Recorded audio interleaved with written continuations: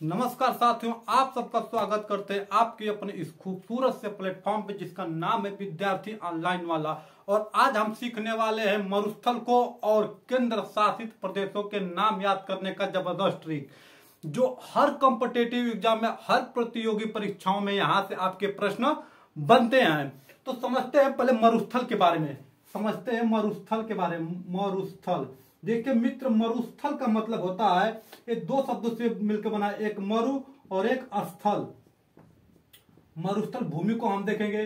देखिए मरु का मतलब होता है मरी हुई, क्या हुआ, मरी हुई, जिसको हम अनउपजाऊ भी कह सकते हैं, अनउपजाऊ, उपजाऊ, जहां पे हम किसी फसल को उपजा नहीं सकते। स्थल का मतलब मित्र स्थल होता है, और भूमि का मतलब होता है भूमि, क्या होता है, भूमि।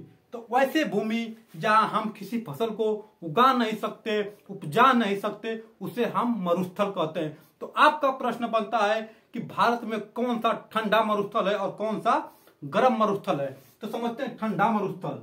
ठंडा मरुस्थल किसे कहते हैं? लद्दाख को, लद्दाख को हम ठंडा मरुस्थल कहते हैं। और गर्म किसे कहते हैं? गर्म मरुस्थल हम कहते हैं जैसलमेर को,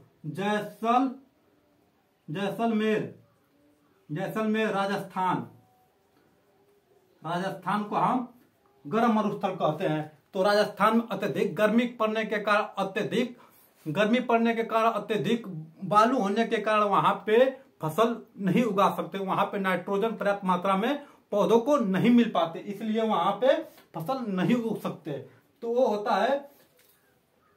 है गर्म मरुस्थल। और लद्दाख में अत्यधिक ठंडी के कारण, वहां पे हम फसल को उगा नहीं सकते, वहां पे नाइट्रोजन की कमी होती है, और इसलिए वहां पे उसे हम ठंडा मरुस्थल कहते हैं। अब समझते हैं केंद्र शासित प्रदेशों के नाम याद करना। देखिए एक ट्रिक है, आप समझते हैं जब किसी का नया नया प्रेम संबंध होता है, तो प्रेमी अपने प्रेमिका को ऐसे स्थान पर ले जाना चाहता है जहां उसे कोई डिस्टर्ब न कर सके।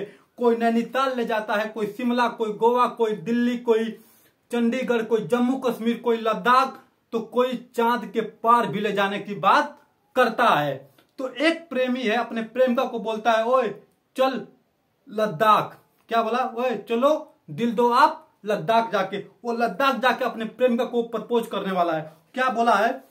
क्या चलो दिल दो आप लद्दाख जाके, बोला है चलो दिल दो आप, दिल दो आप लद्दाख जाके, लद्दाख जाके, ये बोला है। देखिए इसमें चलो में च का मतलब होता है मित्र, च का मतलब होता है चंडीगढ़, च का चंडीगढ़, और ल का लक्षद्वीप,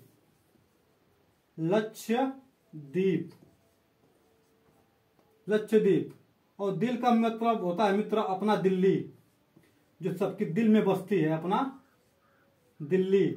और दो से दो शब्द होता है। पहला होता है इसमें दादर और नगर हवेली, दादर और नगर हवेली, और नगर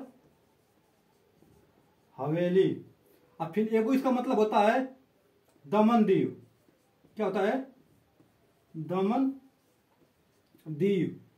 और आप में आ का मतलब होता है अंडमान निकोबार, अंडमान निकोबार, निकोबार द्वीप समूह, द्वीप समूह। और प का मतलब होता है पुदुचेरी, क्या होता है, पुदुचेरी, पुदुचेरी। और जाके का मतलब होता है, नहीं अब लद्दाख, लद्दाख का मतलब क्या होता है, लद्दाख का मतलब होता है मित्र लद्दाख, जैसा कि आप सब लोग जानते हैं। और जाके का मतलब होता है, जम्मू और कश्मीर, क्या होता है, जम्मू और कश्मीर, तो हमारे कितने होते हैं? देखिए जो राज्य होते हैं, राज्य हमारे होते हैं 28, और केंद्र शासित प्रदेश कितने होते हैं? केंद्र शासित प्रदेश कितने होते हैं? ये होते हैं हमारे 8। अगर इसमें से 8 में 8 केंद्र शासित प्रदेश है और 28 राज्य है, तो इसको देखते हैं कितने हैं। पहला है चंडीगढ़, दूसरा लक्षद्वीप, तीसरा दिल्ली, चौथा दादर और नगर हवेली, पांचवा दमन दीप, छठा अंडमान निकोबार द्वीप समूह।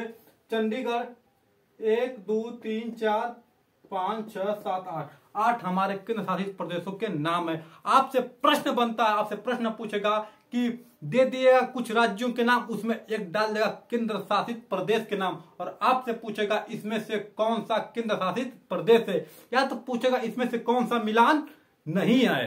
तो आप इसको भली भांति समझ गए होंगे, ऐसा आपसे उम्मीद करते हैं। तो मिलते हैं अगले वीडियो में एक मजेदार टॉपिक के साथ, तब तक ले आज्ञा दीजिए। नमस्कार, जय हिंद, वंदे मातरम।